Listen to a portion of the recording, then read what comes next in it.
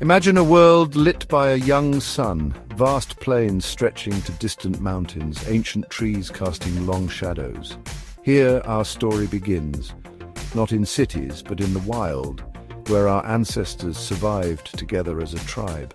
Survival was a shared effort. Every hunt, every night, every decision was woven into the fabric of the group. To be alone was to be vulnerable. Belonging was as vital as air or water. The warmth of the fire meant safety, and the stories told around it bound the tribe together. To be cast out was a fate worse than any punishment, a slow descent into isolation. This fear of being left behind still echoes in us today. As the world changed, plains to settlements, caves to houses, our instincts remained. The threats shifted from predators to judgment and social rejection, yet the need to belong never faded. It simply found new forms in our modern tribes, communities, workplaces, nations. We still seek the ancient assurance, you are one of us, you are safe here. Our journey from savannah to city is the story of humanity, adaptation, resilience, and the drive to connect. But this drive, once our greatest asset, now presents a new challenge. The old programming runs quietly in our modern minds, shaping our thoughts and behaviors. Understanding this ancient story is the first step to navigating our inner world. It's how we begin the next chapter of our evolution. In early humanity, the tribe was everything, a living organism, each person a vital part. Alone, survival was unlikely. Together, the tribe overcame every challenge.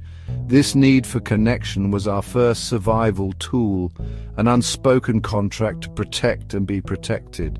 The group offered not just safety but emotional stability and identity. Belonging calmed our primal fears, signaling security to our brains. Our nervous system evolved to crave this social safety. The tribe acted as an external nervous system. Fear and joy rippled through everyone. Approval meant resources and wisdom. Disapproval threatened survival. That's why social fears today feel so intense. Our brains still react as if judgment is life or death. Loneliness hurts because it's wired into us. Community heals because it's our nature. We are social creatures, designed to thrive in connection.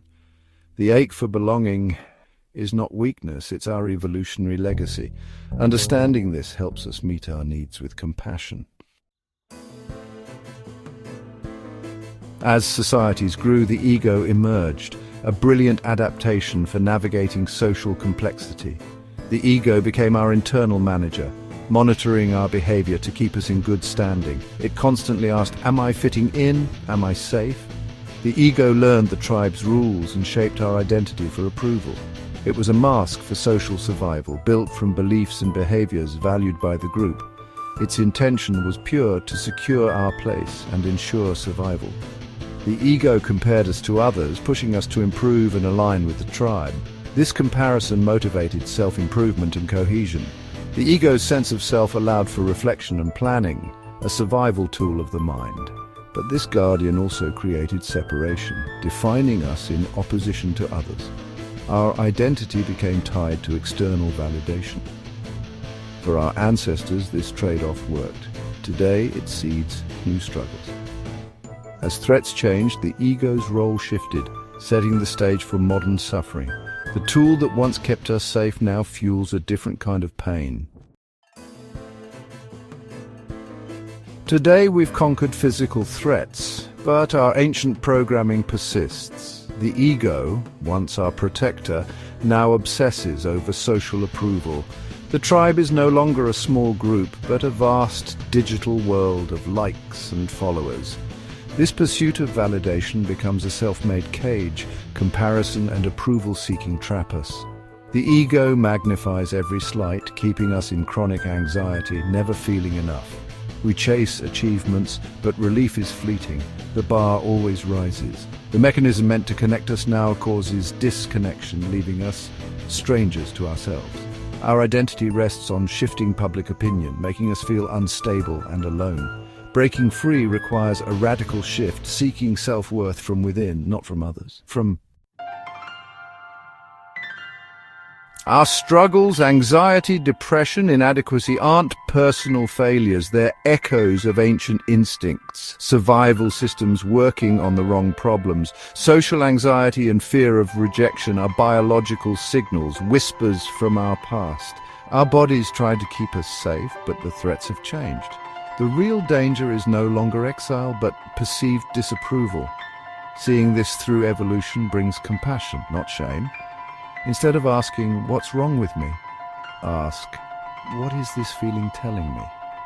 These emotions are messengers signaling that old ways no longer serve us. They invite us to evolve from seeking external validation to finding internal integration. Let's be gentle with ourselves and others. These are collective growing pains. The stress we feel is the catalyst for our next leap. The whisper of old instincts urges us to look within for belonging. For millennia, we focused outward, exploring, conquering, connecting for survival. But now, the relentless search for approval fuels our deepest anxieties. The next frontier isn't outer space, but inner space. The inward turn means shifting our source of safety and worth from outside to inside. True belonging is found within, not in others' approval. This doesn't mean abandoning relationships. It means relating from wholeness, not need. The journey begins with courage, being present with ourselves. Listen to your thoughts and emotions without judgment. Beneath the ego's noise is a steady presence, your true nature. Here lies real security, not in the tribe's approval, but in inner connection.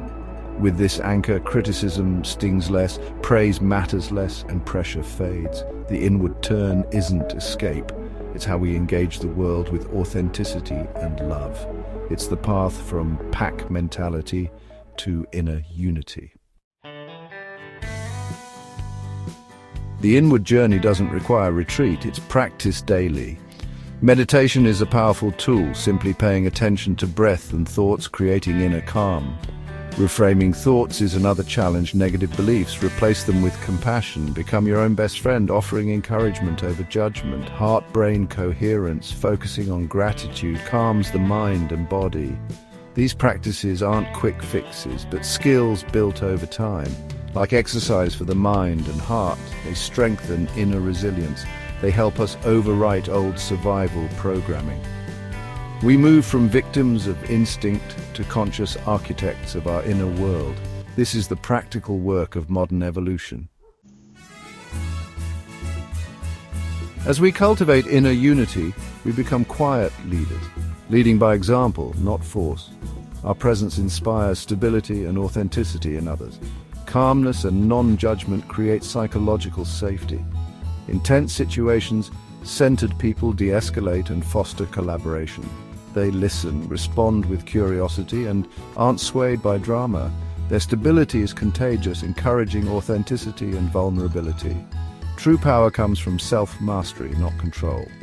These leaders inspire by being, not preaching. Each person who finds inner unity contributes to a collective shift. They are pioneers of humanity's next stage, leading from connection, not fear. Human evolution was once about physical survival, sharp spears, strong bodies. Now our greatest challenges are internal, within our minds and societies. The next evolution is conscious awakening to our programming and choosing to grow beyond it. Survival now depends on emotional resilience and cooperation, not brute strength. The threats we face, division, unrest, are symptoms of outdated thinking. The path forward is inward, choosing compassion, collaboration, and wisdom. This evolution is a personal journey with collective impact.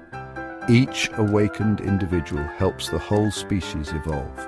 Our struggles are evolutionary pressures, pushing us to change.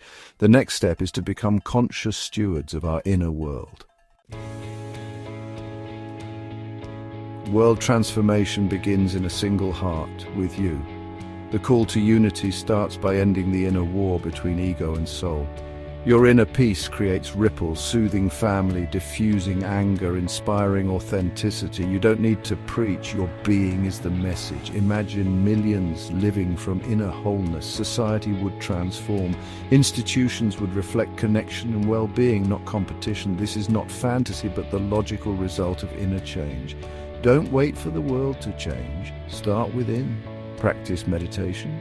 Question fearful thoughts. Cultivate gratitude. Heal your own divisions. This is the great work of our time. By finding unity within, you become a force for unity in the world. Join the movement of quiet leaders weaving a new story for humanity. Your inner peace is your gift to the world. Our story began with ancestors surviving together on the plains. Their legacy is our instinct for connection. We've mastered survival, but now face a new beginning. The future is about conscious creation, not just survival. Imagine a world where inner unity is common and emotional intelligence is taught alongside math. Mental health is valued, authentic connection prized, and success measured by inner peace. This is possible when we turn inward. The journey from PackMentality to inner unity is our great adventure.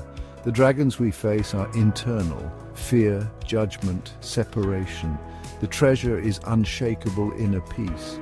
This work heals us and the world, moving us from stress to vitality. The most exciting chapter of humanity is just beginning, where we come home to ourselves and create a home for all that. Take a moment to reflect. What does inner unity mean to you? Share your thoughts in the comments below, and if you're inspired by humanity's evolution, subscribe for more journeys into our collective future.